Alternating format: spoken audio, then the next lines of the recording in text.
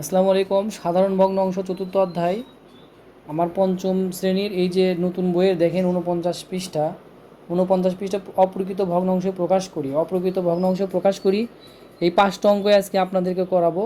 তো এটার জন্য আমরা বোর্ডে চলে যাই, আসেন আমি বোর্ডে চলে যাচ্ছি। তো বোর্ডে আমি প্রথমত তুলে নিয়েছি, দেখেন পঞ্চম শ্রেণীর 49 পৃষ্ঠা। এখানে সাধারণ ভগ্নাংশ, এখানে হলো সাধারণ ভগ্নাংশ, এটা হলো চতুর্থ অধ্যায়, আমরা লিখতে পারি চতুর্থ অধ্যায়।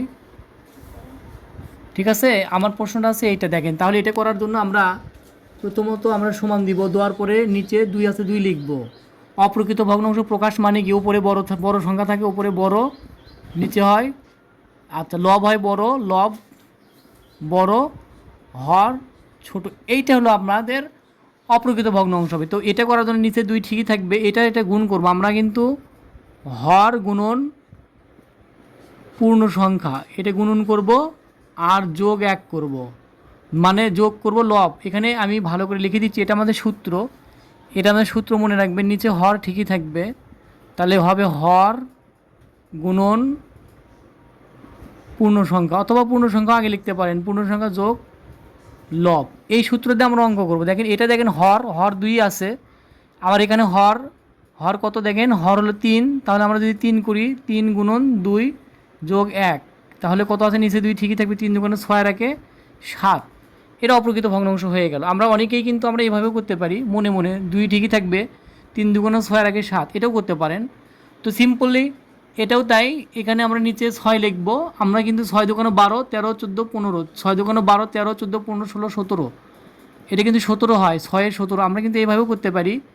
এভাবে বলতে আমি যেটা বুঝাইছি, 6 গুণন 2 গুণন 6 যোগ 5, একই কথাই আসবে।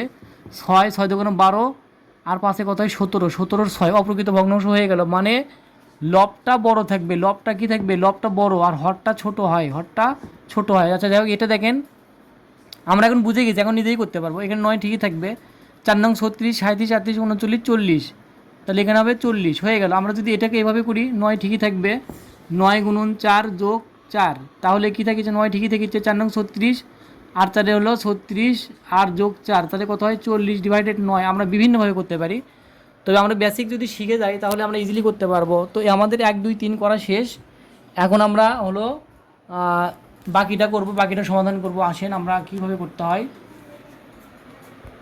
তো 4 নম্বর অঙ্কটা আমরা তুলছি, দেখেন আমরা নিচে হর ঠিকই রাখবো, হর এটাও হর, এটাও হর সেম রাখবো।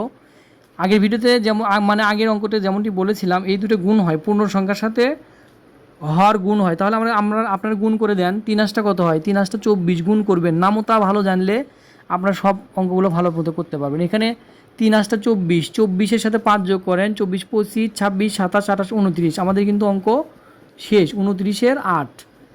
আর আপনারা যদি এই সূত্র দিয়ে করেন, হর গুণন পূর্ণ সংখ্যা গুণন লব যোগ লব, তাও কিন্তু হবে।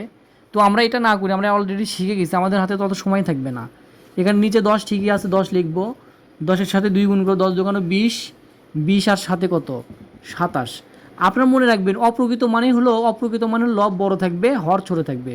আর প্রকৃত মানে হলো হর ছোট থাকবে, লব বড় থাকবে। যেমন ধরো 1-এর 2, এটা কিন্তু প্রকৃত, এটা কিন্তু প্রকৃত। আর অপ্রকৃত এটা হবে, দেখেন উপরে 2 নিচে 1, তার মানে কি হর ছোট লব বড়।